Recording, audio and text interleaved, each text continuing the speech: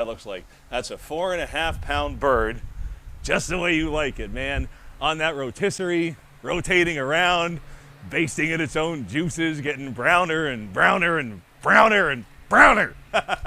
Hey guys, my name's Mark Hill. This is Mark's on the Grill, and today is all about chicken, because we can still get chicken, and chicken's still cheap.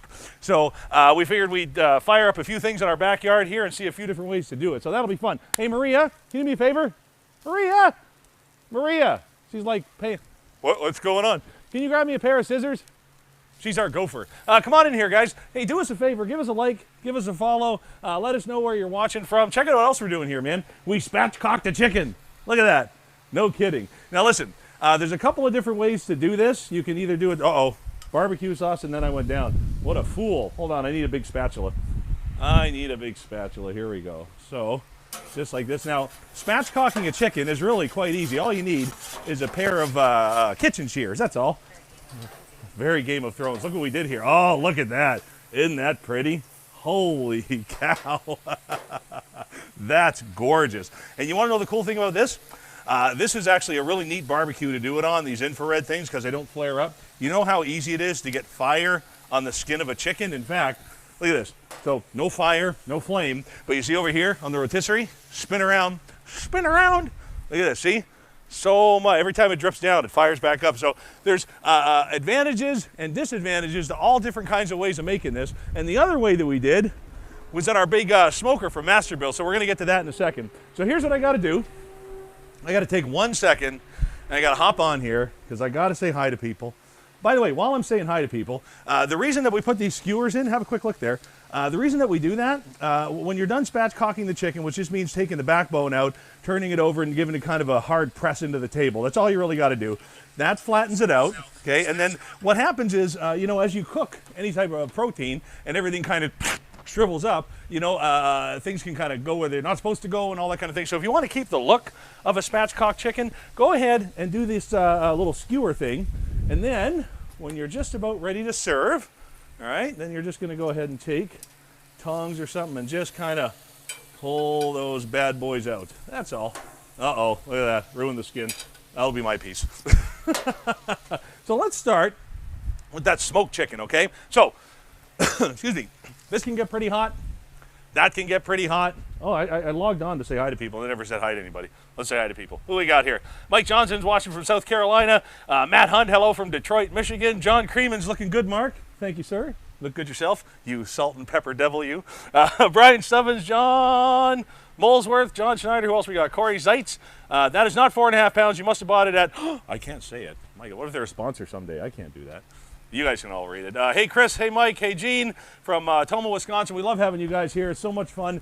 Just inviting you into our backyard, showing you a little bit of what we like to do, what we like to eat, how we like to entertain, all that kind of stuff. So we got a lot of smokers around here, okay? And one of the nice things about this one is you can control the amount of smoke that goes in it. Here's what I mean. You put the wood in the side here, and you let that create the smoke on the inside, all right? So this one is electric. Woogie, woogie, woogie. Let's do it again. This one's electric. Boogie, woogie, woogie, woogie, woogie. Hey, so what that means is you don't have to have that wood flavor on if you don't want to, and you can really control it. Like if you've got that pellet smoker going back there, you're just going to taste wood. That's all that's happening. So we put a heavier smoke on this. Now the other drawback of a smoker like this is you're going to max out at about 275 degrees. And if you're just looking for something to smoke with, guys, that's perfect. And there isn't anything in the world easier than this. So look what we did. We did a little bit of a rub with brown sugar and paprika and all the usual suspects. But then, up under the skin, I buried a whole bunch of like shredded garlic. What's the word I'm looking for? Not shredded. Mince? Mince? Mince is a good word. Yeah, I like mince. So let's put our smoked guy there. So that's all up under the skin. So when you do a smoked chicken like this, sometimes you don't get that, crisp skin, but you get a really different flavor profile.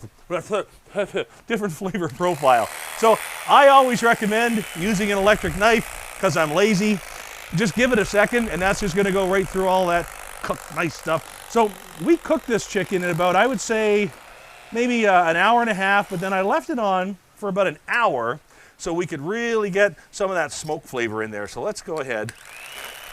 Uh-oh, here come the flies. All right, check this out. Isn't that nice? And check out how juicy that is. Even a smoked chicken, you see that coming from there? Look at that. Even a smoked chicken, man, just kind of bring it up to temperature, get it at 165 in there, and then if your smoker can handle it, which that one can, then what you want to do is go ahead and let that rest for as long as you can in the smoker at about 165 or 175, okay? That's going to keep all the juices in there, which is terrific, all right?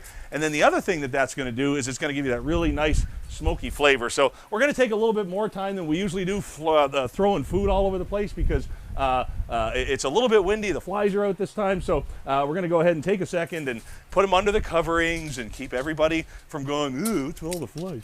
Here we go. There we are. Chicken number 1. All right, what should we do now? Spatchcock or spit?